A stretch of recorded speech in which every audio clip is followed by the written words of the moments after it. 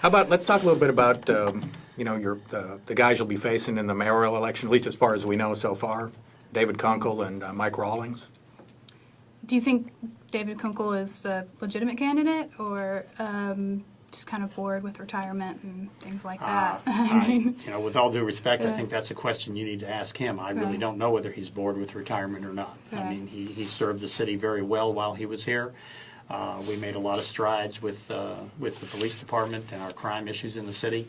But at the end of the day, it was the city council that made the decision that we're going to fund 200 extra officers each year, that we're going to get them their cars, we're going to give them their helicopters, we're going to give them the tools that they need, and we back the changes in policy that allowed them to move back into the neighborhoods and do what I call officer-friendly old-time patrol versus being a reactionary police force that where there's crime, we'll get in the car and go fight crime. Had the council not made those decisions, we wouldn't be where we are today. Part of what Chief Kunkle is talking about is he's against taxes, flat out not going to raise them. Mm-hmm. But he feels like we need to take the city apart, at least from what I can understand from his release, and put it back together again, review all the expenses, make sure we're going in the right direction. Or you were kind of evidencing, at least what I was hearing, was a little more satisfaction with how things are going now. Well, no, one of the things that I've pushed continually since I've been on the council is try to reinvent the way we do things. There's a lot of things that I can point to that I was responsible for on the council, issues that I've driven that make us more efficient today than what we were when I got there. And so I'm not sure that you want to take an organization that's over $1 billion a year, operating budget plus everything else that you're doing, your capital budget and so forth, 13,000 employees, and just take it all apart and then try to figure out how to put all the pieces back together. That would be very disastrous, I think, to the organization. Any organization, with 13,000 employees is a seriously complex group of people. So not only is it a bad idea, we don't need to do it anyway. Well, no, there are things that we need to continue to fix. I mean, the city's not a perfect operation. I hope you didn't. I don't think you're going to get anybody arguing about that. Yeah, no, but there are things that we can do better, that we can do more efficiently, that we can provide higher level of services for the same amount of expenses. As the city continues to grow, we've got to be able to do that, or we've got to generate revenues in a different way. And if we can bring some more revenue to the table, then we've got some more money to spend. I think we have to layer what we're doing. Our first priorities are police protection, fire protection, picking up the garbage, providing good streets, providing all the amenities. I deal a lot with economic development, and when people come in here and we're selling in the city, we sell them all the aspects of low cost of land, available labor, good business environment to operate in, how all that can be successful. And then we tell them, that we play hard, that we work hard, but we also play hard here. And we've got the arts and the culture and the parks and the trails and all the things that people need, because you can't sell one without the other. We've just recently, we're nearing completion, so to speak, on the Arts District downtown. I remember when Annette Strauss, I've been involved with the city for a long time, and I remember where she laid that out. And it was like, artists strolling along the Seine in Paris, We're not quite there, but, we've got our version of it. We've got the Nasher. The other thing about it, a lot of the projects that we're doing in the city, and you mentioned some earlier, are public-private partnerships. The Performing Arts Center. The city, put in $18 million worth of land. The private sector put in over $350 million in their money, both individual money and corporate money, to fund the building of that center. And then guess what? They gave it back to the city of Dallas to own it. Okay, you don't see that in a lot of cities. So there's a lot of that going on. The deck park you mentioned earlier. There's, that's a great public-private partnership. If Jody Grant hadn't stepped up to start that initiative, we wouldn't have a deck park. And Uptown would continue to be separated from downtown. And that's a unique opportunity that we've got to knit those two areas together and make them seamless. You mentioned the Margaret Hunt Hill Bridge. I mean, had it not been for her money, we wouldn't be building that bridge.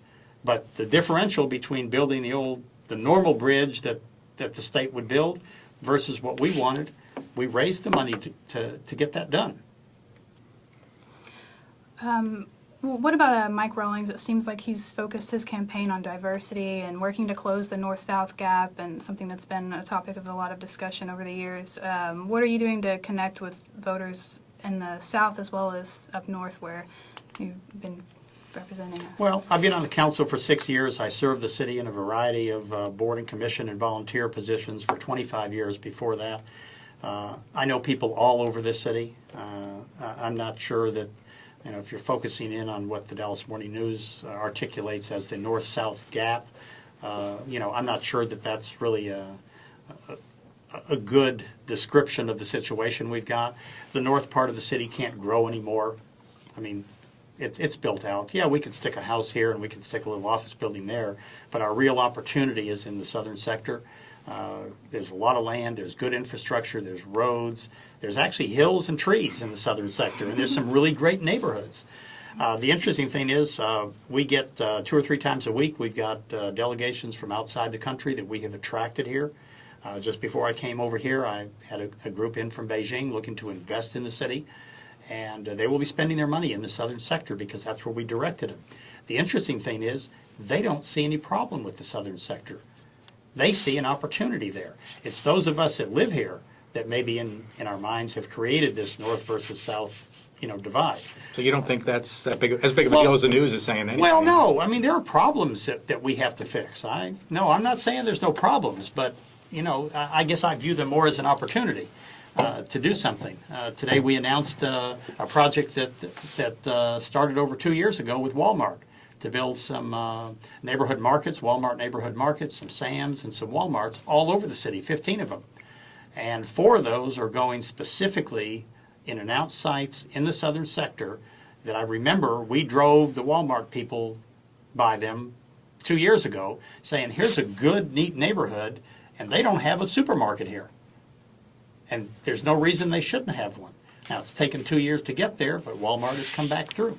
When talking about Mr. Rawlings, you don't sound a whole lot different than him in terms of what he's saying and what you're saying. And you're both pretty supportive of what Mayor Leppert's been doing. You've both been active with the city.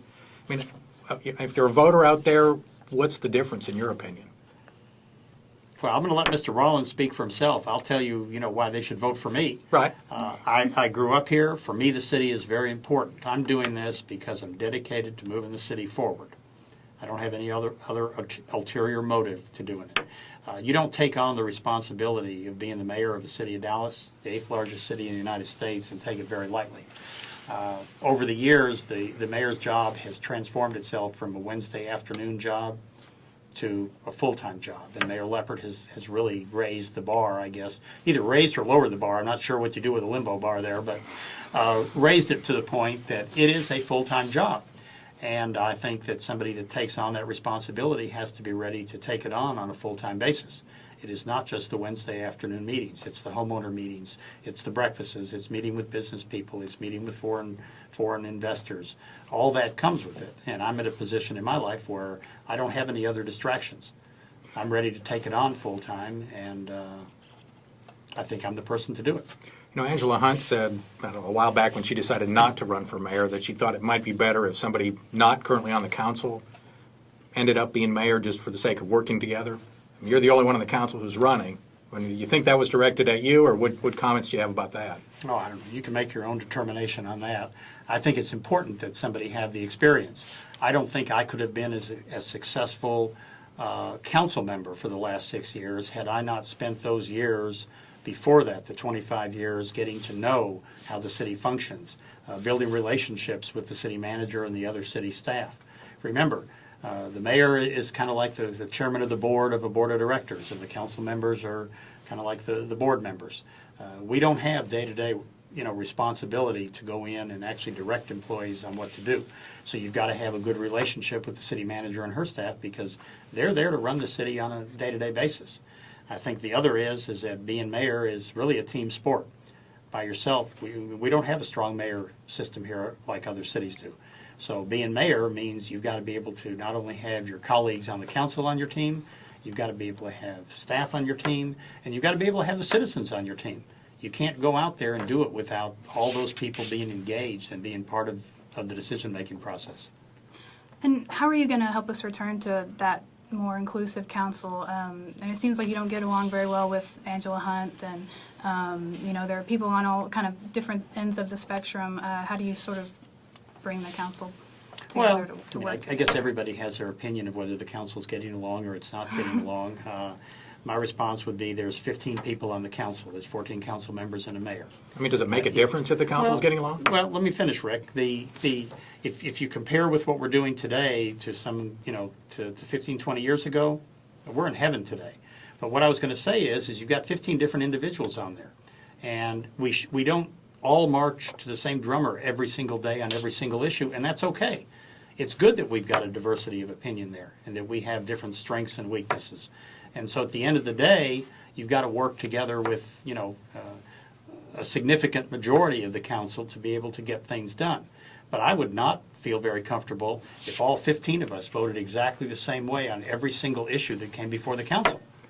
That would worry me. That did happen for a couple of years at the beginning of Mayor Leppert's term, as I recall. Well, I don't know about every vote. Just about every vote, I think. Well, that means that And again, I'm not saying that's good or bad. Well, I'm just, if that's the case, then that was at that particular point. I mean, we have issues that go on every Wednesday that are voted on unanimously.